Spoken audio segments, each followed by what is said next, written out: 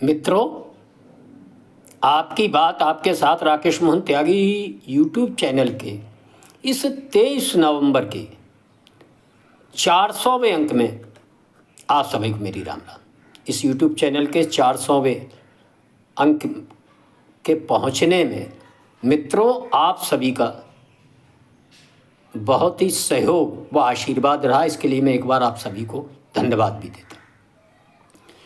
मित्रों, आज के इस अंक का जो शीर्षक है वह एक मशहूर शायर मिर्ज़ा गालिब ने कहा था, जहर दे देते तो हो जाते बदनाम, फिर कुछ यूं किया कि वक्त पर दबा भी नहीं दी।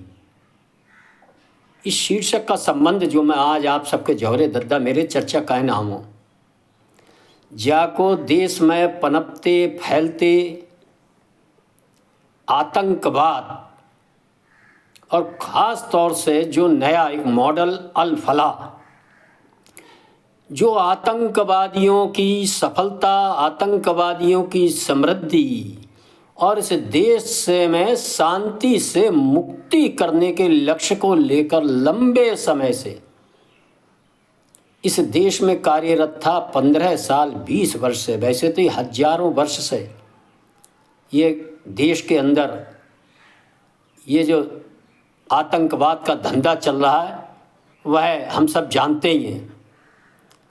और इस धंधे को किस प्रकार क्रूरतापूर्वक समय समय पर चलाया गया। कल जो 24 नवंबर आने वाली तिथि है, इस तिथि से ठीक 350 वर्ष पूर्व भी एक बहुत बड़ी घटना हुई थी।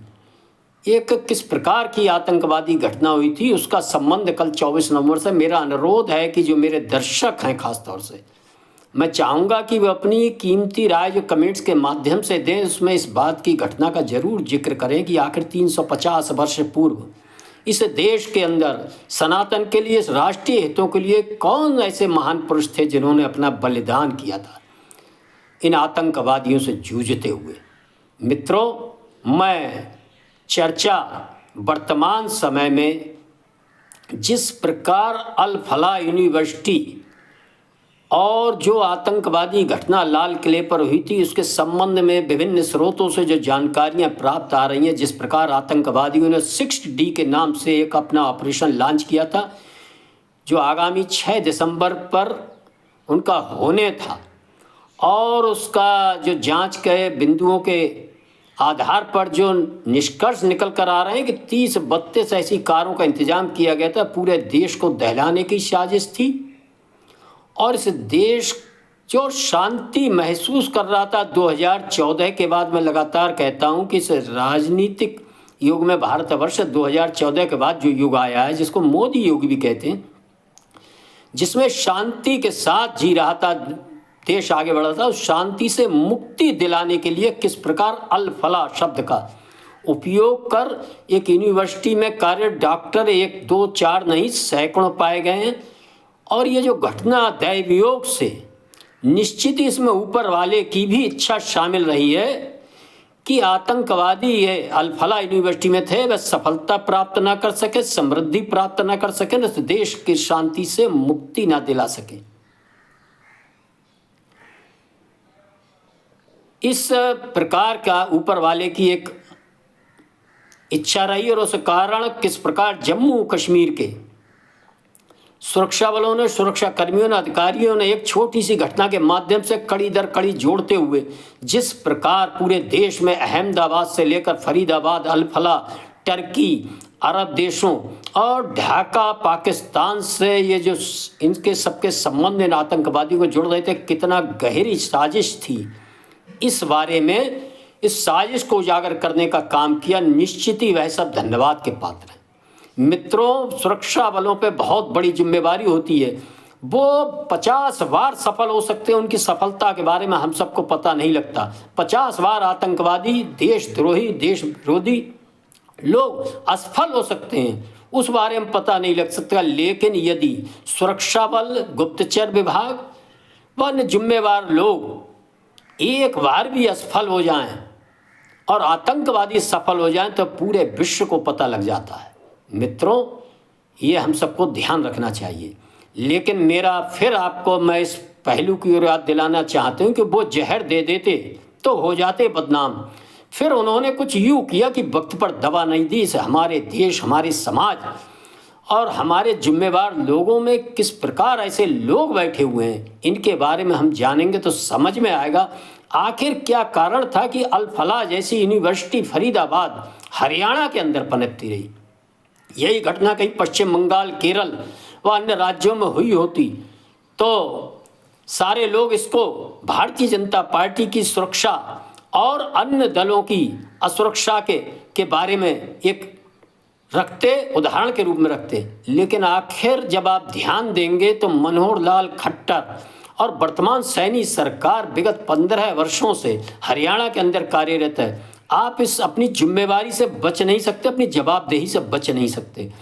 आखिर अल फलाह यूनिवर्सिटी आप ये कहकर अपने को जिम्मेवारी से मुक्त नहीं कर सकते। इसकी स्थापना, इसको सारी सुविधाएं, ये सब कांग्रेस के समय दी गई थी। लेकिन आखिर आप क्या कर रहे थे?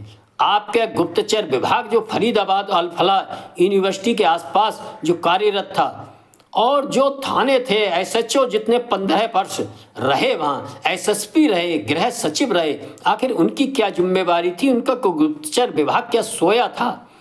आखिर क्यों नहीं इन सब की जांच होना चाहिए? इनकी जांच होना चाहिए, इनकी संपत्तियों की भी जांच होना चाहिए।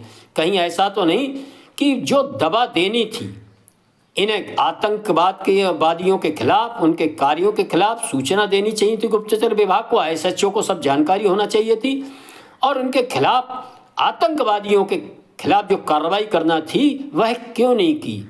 जो उनको उचित दवा देनी थी वह नहीं दी। मित्रों, इसकी जिम्मेवारी 2019 से 2024 तक लंबे समय तक गृह मंत्रालय संभाल रहे भारतीय जनता पार्टी के गृह मंत्री रहे अनिल विज, जो एक बहुचर्चित नेता रहे और जो केवल अपने को चर्चाओं में रखने के लिए किस प्रकार अपने मुख्यमंत्री, अपनी सरकार के खिलाफ आए दिन समस्याएं खड़ी करने वाले एक नेता के रूप में जिनकी छवि रही है, निश्चित ही जिम्मेवार लोगों को, खास तौर से जो सुरक्षा की सबसे बड़ी जिम्मेवारी अनिल विज पर रही थी, आखिर वह क्यों नहीं जवाब देंगे? उनकी जवाबदेही क्या बनती है? आने वाले समय में हम सबको भी मांग करनी चाहिए भारतीय जनता पार्टी नेतृत्व से कि उनके अपने नेता एनडीए गठबंधन के, वह चाहे किसी भी राज्य में हों, गृह मंत्रालय और इस प्रकार के लोग, मुख्यमंत्री, आखिर उनके लंबे समय तक सत्ता में रहने के बाद इस प्रकार आतंकवादी अल फलाह यूनिवर्सिटी 10-20 किलो अमोनियम नाइट्रेट नहीं, सैकड़ों किलो अमोनियम नाइट्रेट आ गया और आप सब सोते रहे। ये बिल्कुल वही बात है कि जहर दे देते तो हो जाते बदनाम। फिर उन्होंने कुछ यूं किया कि वक्त पर दवा नहीं दी। जो दवा आतंकवादियों को देना थी वक्त पर, वह नहीं दी और देश कितने बड़े एक संकट में आ सकता था। आखिर दद्दा मेरे भैया, उनने क्यों ना ऐसे करी? अंदर बैरार की उन्हीं पर जिम्मेवारी है सुरक्षा की। मेरा अनुरोध है कि हम सब भी सरकार से मांग करें कि इस प्रकार की, पता नहीं देश के अंदर कितनी अल फलाह यूनिवर्सिटियाँ, अल फलाह जैसे संगठन, आखिर ये जांच कौन करता है कि अल फलाह जैसी यूनिवर्सिटी के संचालक एक अपराधी वृत्ति के लोग थे, तिहाड़ जेल में सजा भी काट चुके थे और इसके बाद किस प्रकार कश्मीर हो, कहीं के भी हो, इस प्रकार की मानसिकता, जिहादी मानसिकता से ग्रसित MBBS हो, MD हो, MS हो, वो आकर सबका तार वहीं से क्यों जोड़ रहे हैं? कानपुर से लेकर कहीं भी देखेंगे आप। यदि हम सब इन सब बातों के प्रति जागरूक नहीं होंगे, बात नहीं उठाएंगे और मांग नहीं रखेंगे तो हमारा देश, हमारा राष्ट्र सही मायनों में सुरक्षित नहीं हो सकता।